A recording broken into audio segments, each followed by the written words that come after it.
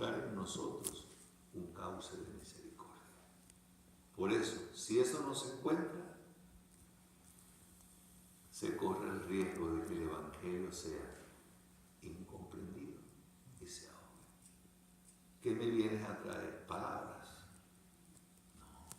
Te vengo a traer mi presencia, mi compañía, mi ayuda, hasta donde yo pueda realmente contigo. Vamos, que es muy diferente a un simple operativo. Mandé las medicinas para que las repartiera. La comida que sobró la mandé a casa María. ¿Sí? ¿Y dónde estás tú? Ensuciando las manos, dándoselo al que no puede masticarlo o atendiendo al enfermo que se babea. ¿Dónde está esa compasión? No solamente el dar cosas, esa misericordia es la que quiere Francisco que despertemos y que nos quitemos entonces esas costras de maldad, de envidia, de soberbia, y que vayamos realmente con el corazón, que es como realmente hay que ir.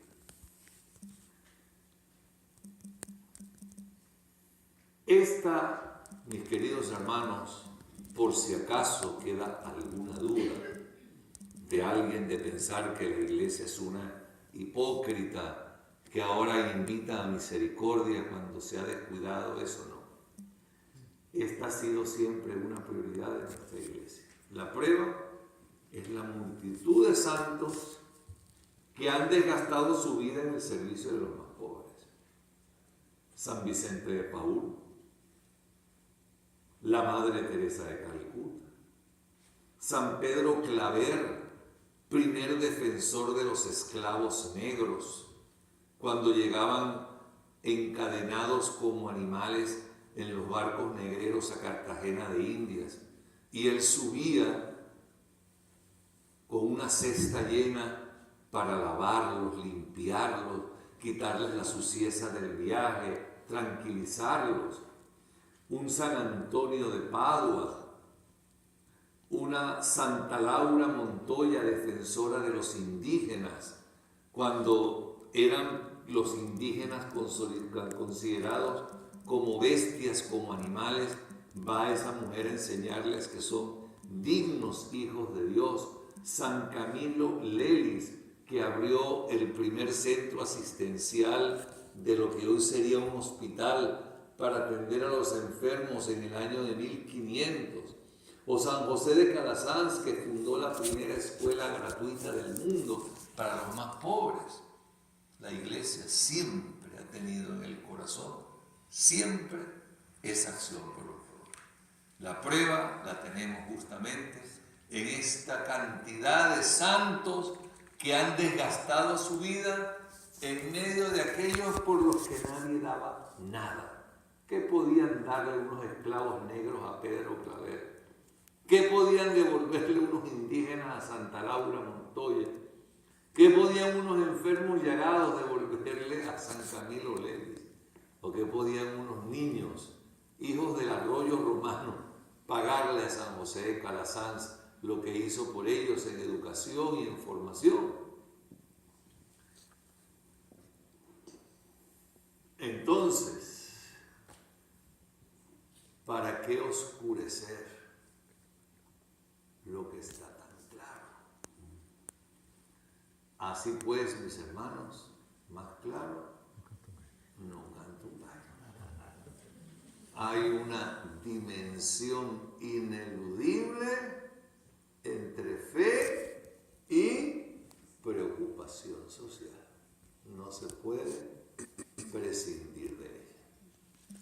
Quien pretenda vivir su religión en el cielo, nada más con los ojos hacia arriba y las manos levantadas, o quien pretenda vivir su religión solamente como un culto vacío, pues se está olvidando que por encima de cualquier ideología, de cualquier intento por utilizar a los pobres, está precisamente el amor, porque la palabra de Cristo y su conducta nos están diciendo precisamente que ellos ocupan el centro, que ellos son el corazón de lo que fueron también sus preferencias.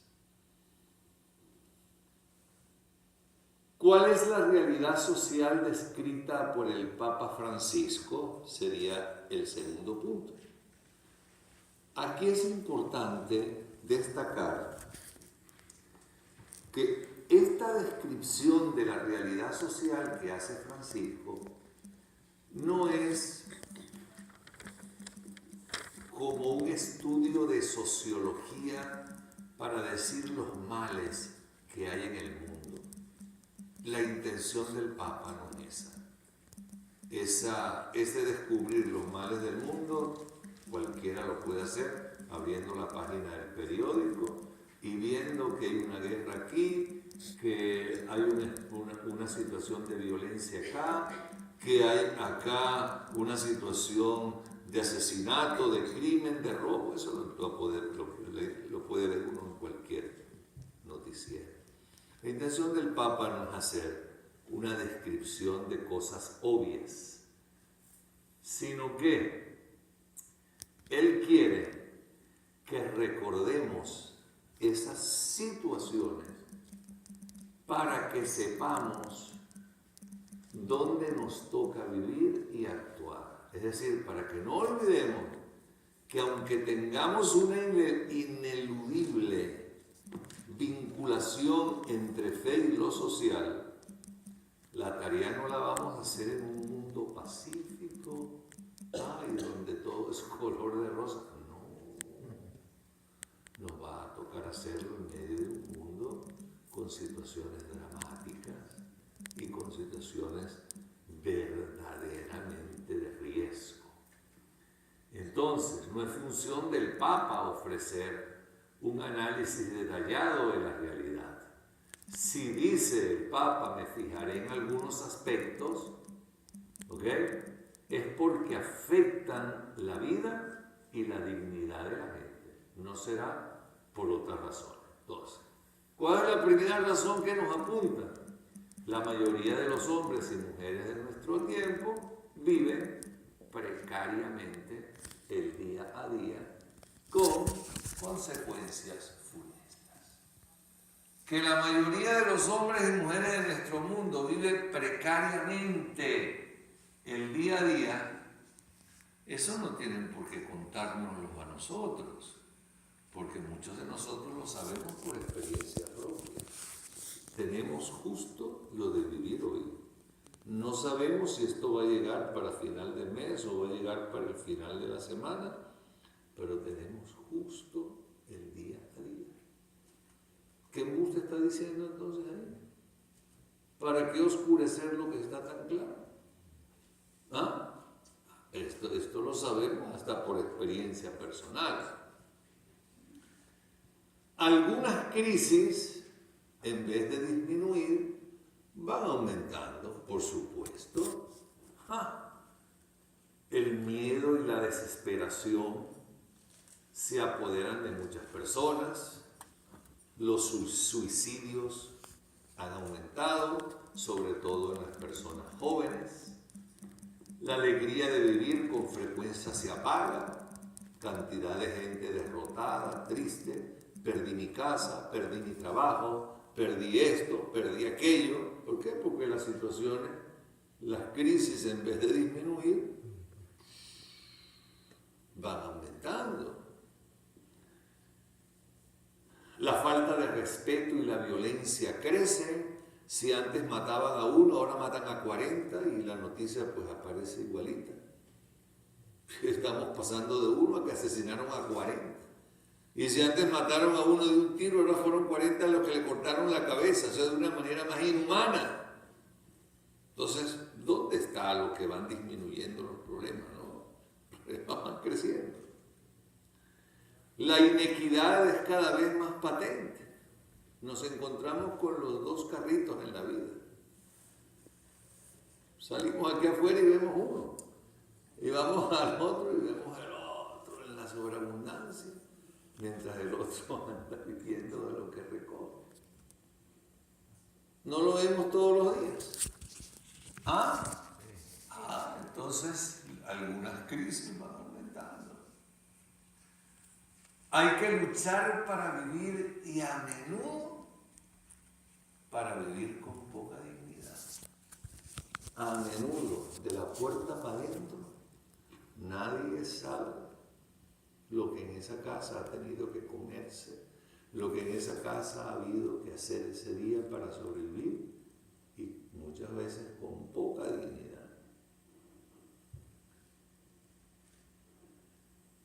Entonces el Papa hace como, mire, hay que enfrentar con valentía algunas situaciones y hay que poner un no en algunas circunstancias que nos están llevando a esta situación, ya no de pobreza, sino de miseria. Hay que decir un no. No a una economía de la exclusión y de la inequidad, es decir, de la desigualdad. Yo tengo mucho, aunque tú no tengas nada, y eso a mí no me interesa. No, dice el Papa, no, de ninguna manera, nada de esa desigualdad. Esa economía mata.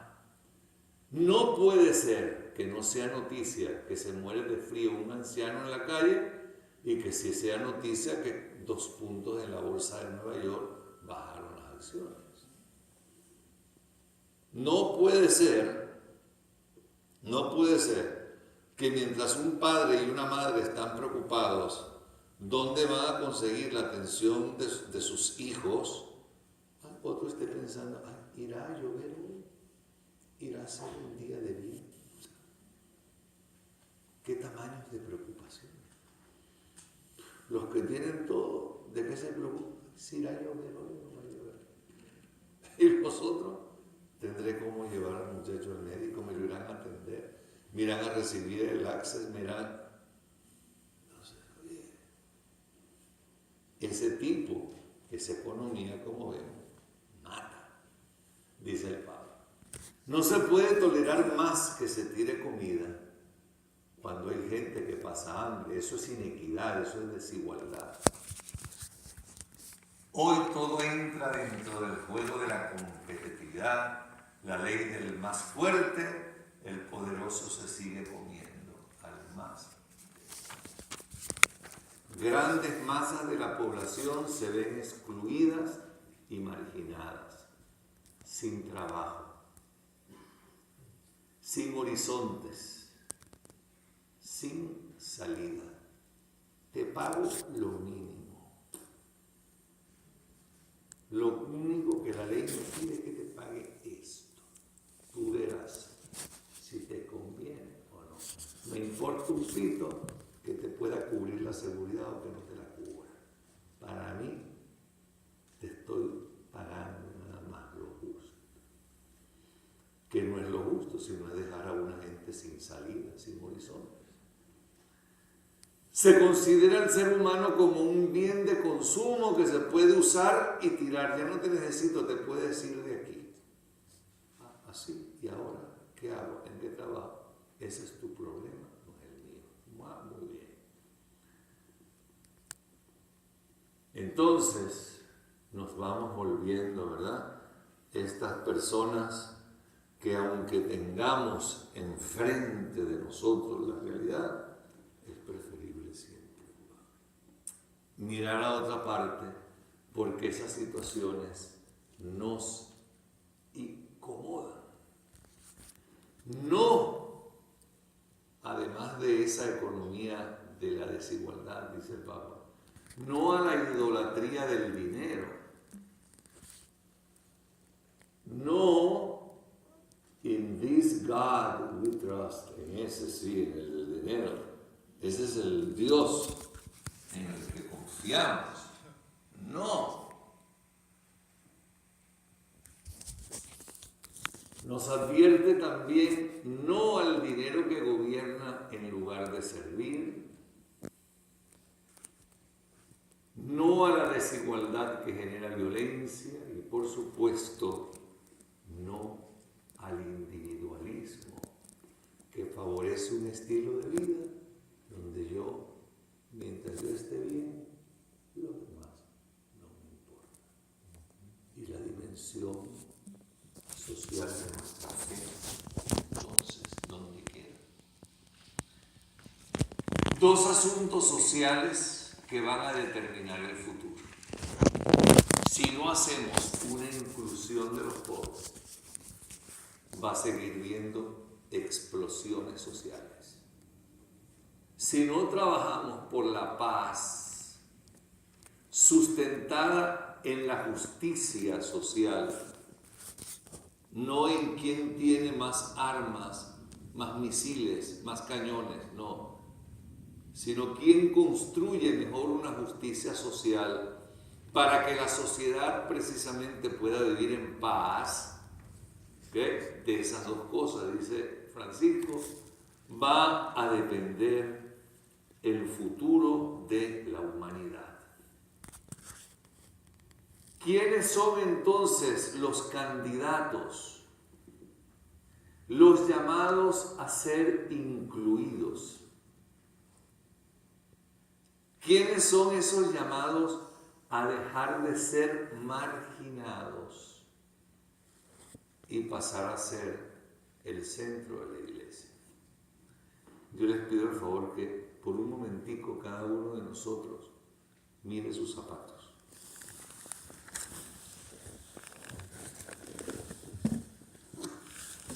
Cada uno de nosotros mire sus zapatos. Les pido el favor que piensen si tienen algún otro par de zapatos más en casa.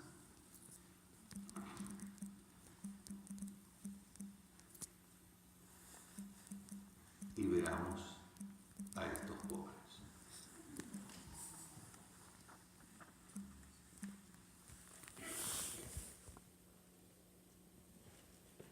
Y veamos a estas personas que son nuestras, son seres humanos y que existen y que viven en nuestro mundo. ¿Quiénes son entonces los que están llamados a ser incluidos, a dejar de ser marginados? Los enfermos, los marginados, los despreciados y olvidados, los desesperados, los que no le den sentido a la existencia, las poblaciones de las periferias, de la frontera, aquí donde vivimos nosotros, en esta frontera, los hambrientos de comida y hambrientos de Jesús, los más frágiles que no tienen quien los defienda, los que son lentos, menos dotados, las mujeres excluidas y maltratadas, los niños por nacer, los indefensos e inocentes, los sin techo, los toxicodependientes, los migrantes, las diversas formas de trata de personas, los refugiados, los pueblos indígenas, los ancianos abandonados.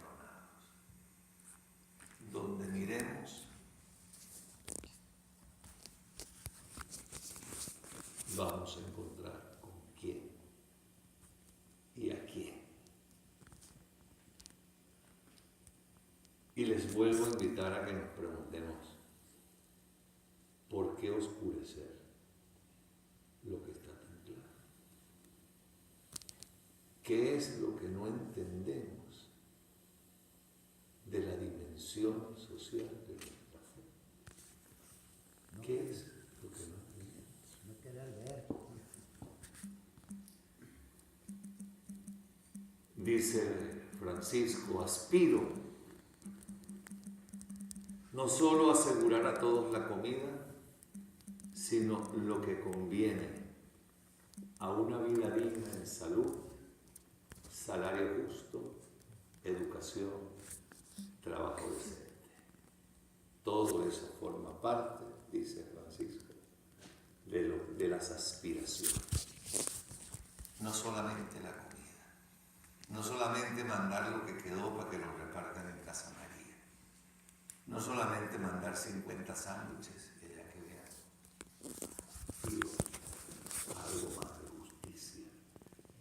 justicia tiene que ver precisamente con tantas circunstancias que nosotros conocemos porque también las sufrimos. Vamos a entregar una segunda hora. Memo, por favor.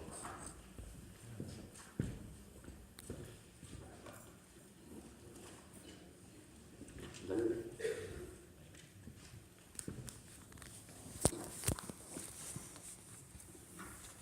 Gracias.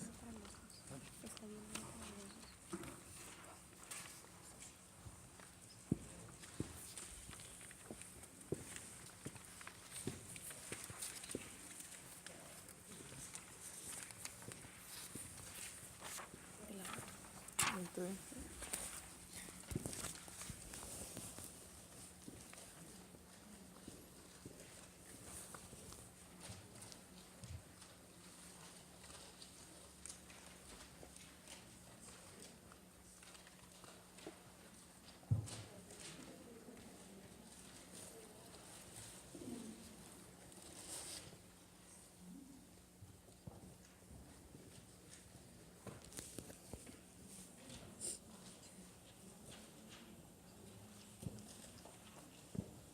Ok.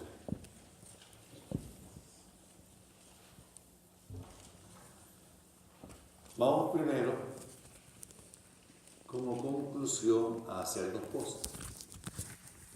Vamos a ver este documental que se llama Perros sin causa. No es una película en sentido común y corriente, es un documental. Es decir, aquí no hay actores que están disimulando, pretending to do a role, no. Fueron personas grabadas directamente en el momento que las cosas estaban sucediendo.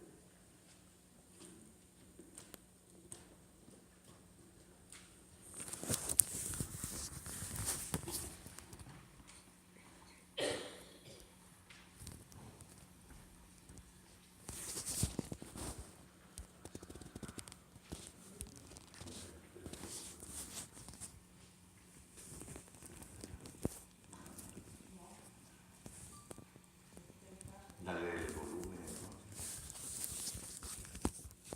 Ok. Sube el volumen.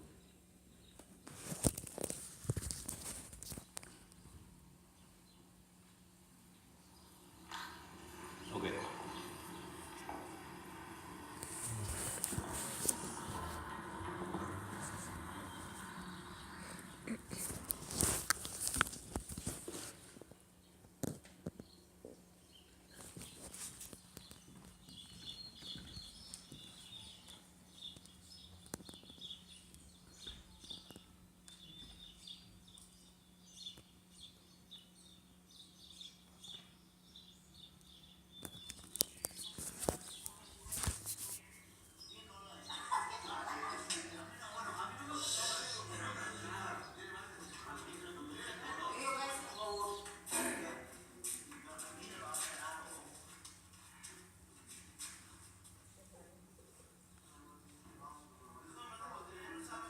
Cuando fui a sanar, sí, yo dije, pues voy a ir a sanar nomás, así, y a venir. ¿Qué eres tú?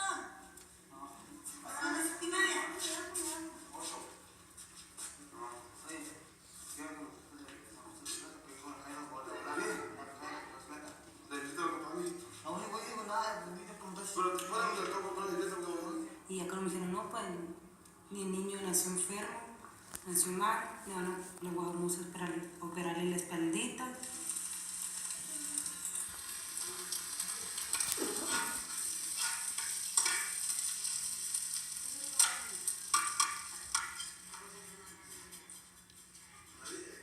Y luego ya me dijeron, no, pues niño no camina, ya nació enfermo en los piecitos.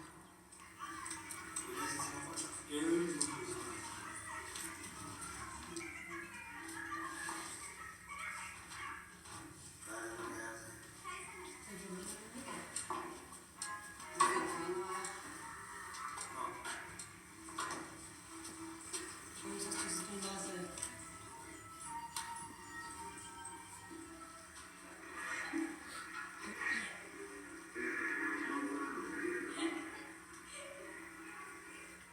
Somos trabajadores, pero no estamos viviendo como se debe.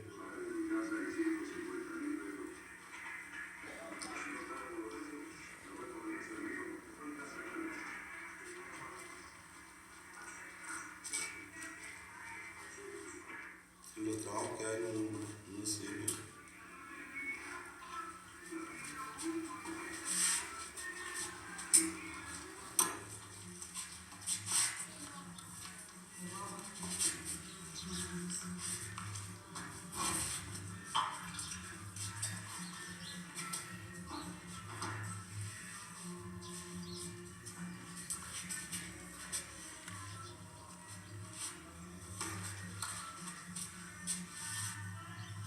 Si no fue nada, pues,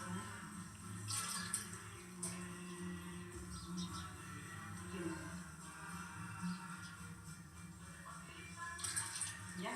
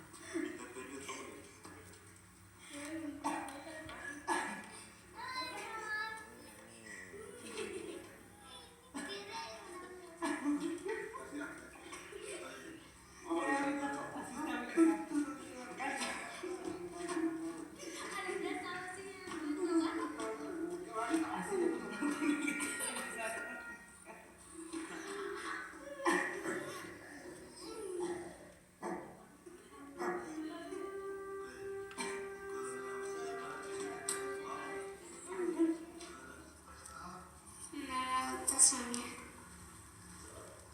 Que Sonia no se llama.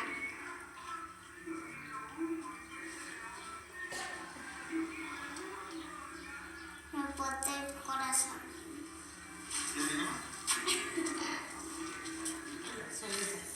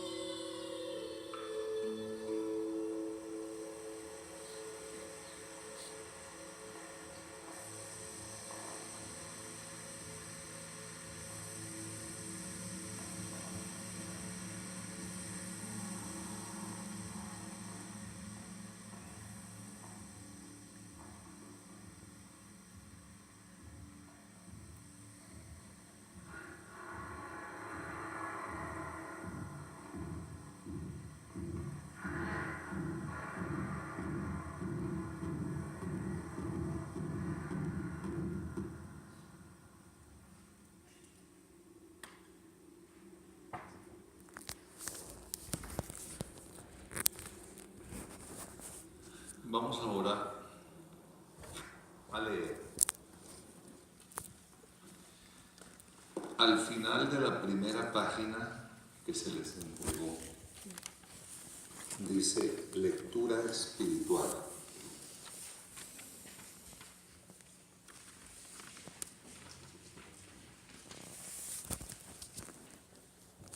Vamos a hacer una página de San Juan Crisóstomo. San Juan Crisóstomo es un padre de la Iglesia. Continúa en la segunda página y como ustedes ven entre paréntesis el nombre de San Juan Crisóstomo, se pone los años en los que él vivió, en el año 347, es decir, que él escribió esta carta hace 1700 años, ¿ok? Bueno, o sea que no podemos decir que es algo que hoy se está diciendo. No. Comenzamos al final de la página 1, ¿ok? Y seguimos aquí. ¿Está claro? ¿Deseas honrar el cuerpo de Cristo?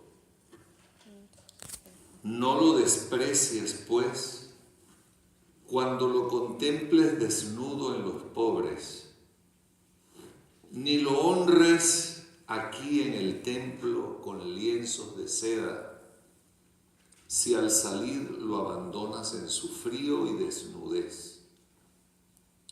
Porque el mismo que dijo esto es mi cuerpo, y con su palabra llevó a realidad lo que decía, afirmó también, tuve hambre y no me disteis de comer.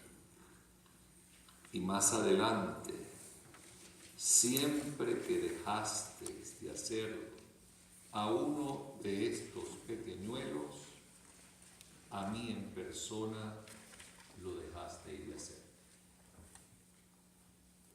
El templo no necesita vestidos y lienzos, sino pureza de alma. Los pobres, en cambio, necesitan que con sumo cuidado nos preocupemos de ellos. Reflexionemos, pues, y honremos a Cristo con aquel mismo honor con el que Él desea ser honrado. Pues, cuando uno quiere honrar a alguien, debemos pensar en el honor que a Él le agrada, no en el que a nosotros nos place.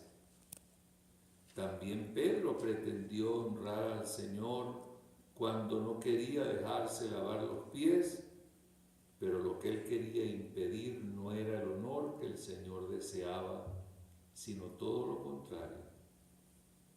Así, tú debes tributar al Señor el honor que Él mismo te indicó, distribuyendo tus riquezas a los pobres, pues Dios no tiene ciertamente necesidad de vasos de oro, pero sí en cambio desea almas semejantes al oro.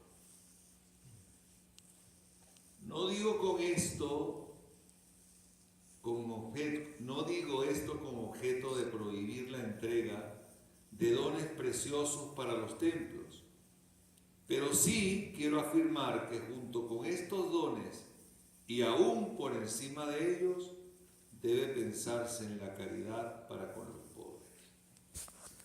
Porque si Dios acepta los dones para su templo, le agradan con todo mucho más las ofrendas que se dan a los pobres.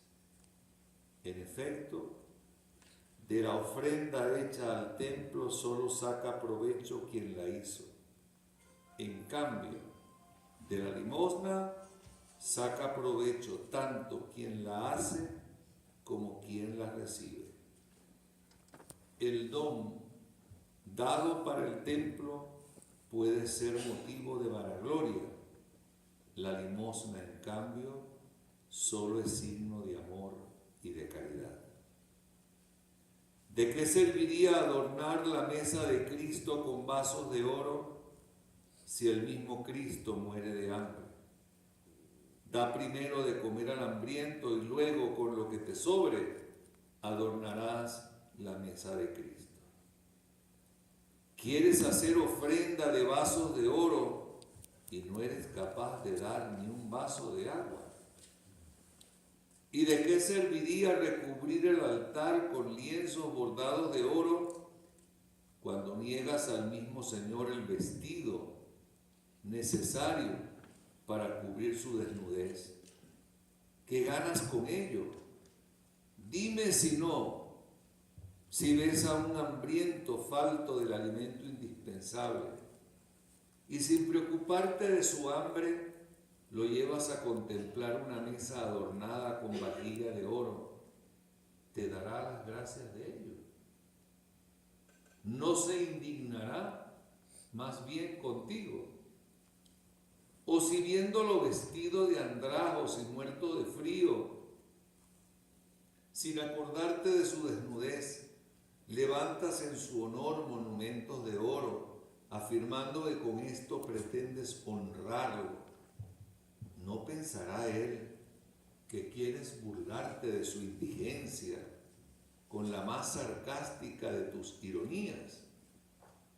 Piensa, pues, que esto es lo que haces con Cristo cuando lo contemplas errante, peregrino y sin techo, y sin recibirlo, te dedicas a adornar el pavimento, las paredes y las columnas del templo. Con cadenas de plata sujetas lámparas y te niegas a visitarlo cuando él está encadenado en la cárcel. Con esto que estoy diciendo, no pretendo prohibir el uso de tales adornos, pero sí que quiero afirmar que es del todo necesario hacerlo uno sin descuidar lo otro. Es más, os exhorto a que sintáis mayor preocupación por el hermano necesitado que por el adorno del templo. Nadie, en efecto, resultará condenado por omitir esto segundo. En cambio, los castigos del infierno, el fuego inextinguible y la compañía de los demonios están destinados para quienes descuiden lo primero. Por tanto, al adornar el templo, procurad no despreciar al hermano necesitado, porque este templo es mucho más precioso que aquel. ¿Para qué oscurecer lo que está tan claro? ¿Qué no entendemos del lazo ineludible que hay entre fe y preocupación por el bien social? ¿Qué es lo que nos parece imposible de entender de un mensaje dicho y vivido por Cristo con tanta claridad? Ya estamos en la hora del pasado, ¿verdad? Bueno, agradezco a todos pues su paciencia.